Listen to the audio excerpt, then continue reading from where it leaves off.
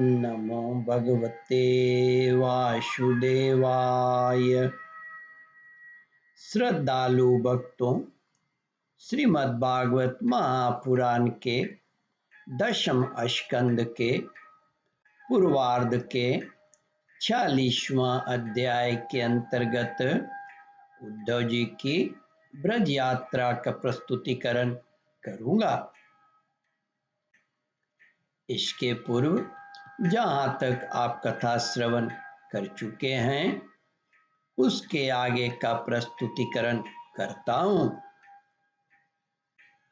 श्री सुखदेव जी कहते हैं, परीक्षित, गाय दूहने की घर घर ध्वनि से और बांसुरियों की मधुर टेर से अब वे ब्रज की अपूर्व शोभा हो रही थी। गोपी और गोप सुंदर सुंदर वस्त्र तथा गहनों से सज-धज कर श्री कृष्ण तथा बलराम जी के मंगलमय चरित्रों का गान कर रहे थे और इस प्रकार ब्रज की शोभा और भी बढ़ गई थी। गोपियों के घरों में अग्नि, सूर्य, अतिथि, गौ, ब्राह्मण और देवता पितरों की पूजा की हुई थी। धूप की सुगंध चारों ओर फैल रही थी और दीपक जगमगा रहे थे। उन घरों को पुष्पों से सजाया गया था। ऐसे मनोहर गृहों से सारा ब्रज और भी मनोहर हो रहा था। चारों ओर वन पंक्तियां फूलों से लद रही थी। पक्षी चहक रहे थे और भौरे गुंजार कर रहे थे। वहां जल और स्थल दोनों ही कमलों के वन से शोभायमान थे और हंस, बत्तख आदि पक्षी वन में विहार कर रहे थे। जब भगवान श्री कृष्ण के प्यारे अनुचर उद्धव जी ब्रज में आए तब उनसे मिलकर नंद बाबा बहुत ही प्रसन्न हुए। उन्होंने उद्धव जी को गले लगाकर उनका वैसा ही सम्मान किया मानो स्वयं भगवान श्री कृष्ण आ गए हों। समय पर उत्तम अन्न का भोजन कराया और जब वे आराम से पलंग पर बैठ गए, सेवकों ने पांव दबाकर पंखा झेलकर उनकी थकावट दूर कर दी।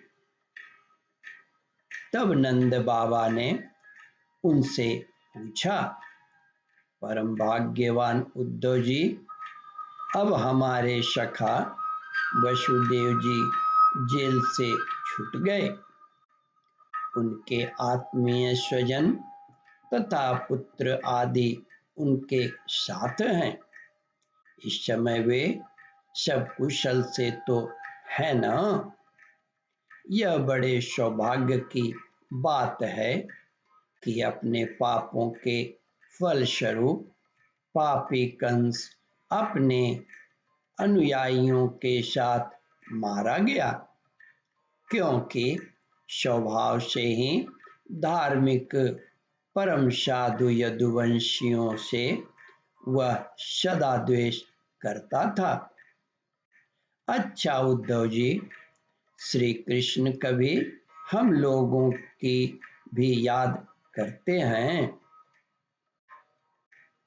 यह उनकी माँ है, स्वजन संबंधी हैं, सखा हैं, गोप हैं। उन्हीं को अपना स्वामी और सर्वस्व मानने वाले यह ब्रज है। उन्हीं की गौएं वृंदावन और यह गिरिराज है। क्या वे कभी इनका स्मरण करते हैं? आप यह तो बतलाइए कि हमारे गोविंद अपने सुहृदय बांधवों को देखने के लिए एक बार भी यहाँ आएंगे क्या? यदि वे यहाँ आ जाते तो हम उनकी वह सुगढ़ नासिका, उनका मधुर हास्य और मनोहर चितवन से युक्त मुख कमल देख तो लेते। उद्धव जी, श्री कृष्ण का हृदय उदार है, उनकी शक्ति अनंत है। उन्होंने दावानल से, आंधी पानी से, वृषासुर और अजगर आदि अनेकों मृत्यु के निमित्तों से जिन्हें टालने का कोई उपाय न था, एक बार नहीं अनेक बार हमारी रक्षा की है। ओम परमात्मने नमः।